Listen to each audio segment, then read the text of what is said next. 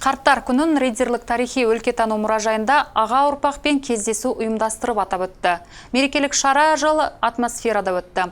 Меймандары қаланың дамуына, оның мәдениетіне, біліміне, өскелең ұрпақтың тәрбиесіне зор үлес қосқан егде жастағы риддерліктер болды. Мерекелік шараға қарт жастарына және денсаулықтарына байланысты шақырылғандар түгелдей келе алмады. Мұражай қызметкерлері ұзақ жылдарға денсаулық және риддердің барлық қарттарына жүректерінің жас болып қалуларын тіледі. Біздің жастығымыздың қаласы осы символикалық атаумен тағы мейірімділіктің, құрметтің, даналықтың күні деп атайтын қарттар күніне арналған шара өтті. Кездесуді ұйымдастырушылар туған қаланың қалыптасуымен жылдам дамуы кезеңі туралы бейне материалдарын дайындаған. Риддердің, Лениногордың тарихи фотосуреттері заман машинасы іспетті өткенге көшірді. Бұл олардың жастық шақтарының қаласы болған. Знаете, я удивляюсь старшему поколению всегда. Білесіздер ме, соңғы кезде мен аға ұрпаққа қатты таңғалып жүрмін.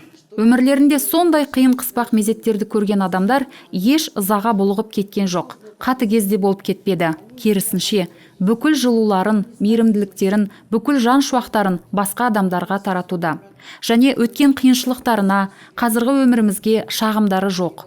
Олар жай ғана бүгінгі адамдармен қатар өмір сүріп, солардың жеңістеріне қуанып, өз тәжірибелерімен жастарды алға шығаруға тырысуда.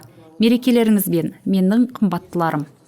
Биыл Ұлы Отан соғысындағы жеңіске 75 жыл толды. Мерей датаны кеңінен тойлауға пандемия бөгет жасады. 1 қазан қарттар күні естелік медаль офицер, ауғаншы, облыстық ардагерлер кеңесінің мүшесі, патриоттық тәрбие жөніндегі комиссияның жетекшісі, жауынгерлік намыс, оның өмірінің ұстанымы болған Рытов Петр Евгеньевичке табысталды. Мына мерекелік күні табысталған медаль керемет. Аға ұрпақтың басты мақсаты өскелең ұрпақтың патриоттық тәрбиесі. Бала кезден бастап өміріміздің соңына дейін біздер осы жұмыспен айналысамыз. Үйде, қызметте, далада жүрсек те, отырсақ та осы тәрбиемен айналысамыз. Барша осы отырғандарға, барлық қала тұрғындарына зор денсаулық, бақыт, ашық аспан тілеймін. Медальды Пашивалов Александр Александрович те алды. Ұзақ уақытта ол әскери басшы болып істеген. Риддерлік көп салалы колледжінде әскери патриоттық Беркут клубын құрған. Мен кеше ғана жұмыс істей бастаған сияқты едім, 50 жыл еңбек өтілім жиналып қалыпты. Әйтсе де жас зейнеткермін, қартаймаймын. Медаль мектептің әскери басшысына, Кеңес одағының батыры Төлеген Тоқтаровтың ескерткіші маңында митингтерді ұйымдастырушылардың біріне, және оның ескерткішіне, ауғаншылардың ескерткішіне тізе бүгу дәстүрін ұйымдастырушының біріне Павлов Иван Ивановичке табысталды. Спасибо, Иван Иванович, большое вам.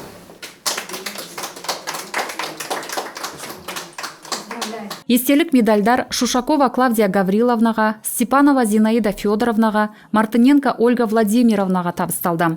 Ардагерлер кеңесінің 3 төрайымы әр түрлі жылдарда.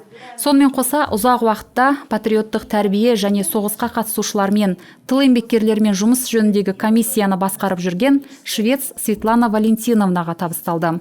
Жуық арада медальдар ең белсенді ардагерлік ұйымдардың бірі 4-ші ауданның ардагерлер кеңесінің төрайыміне Чернова Тамара Ивановнаға және көп жыл ардагерлер кеңесінде еңбек етіп жүрген Жидебаева Роза Габбасовнаға табысталатын болады. И покуда мы еще живые, и в сердцах не кончилась любовь, думаю, совсем не пожилые, просто мы, пожившие с тобой. Кездесудің шарықтау шегі риддерлік ақын Климент Первушиннан өлең түріндегі тілектер және Сударушка вокалдық ансамблінің музыкалық құттықтауы болды. Вам поет Сударушка вальс, голосом зритель подхватывай на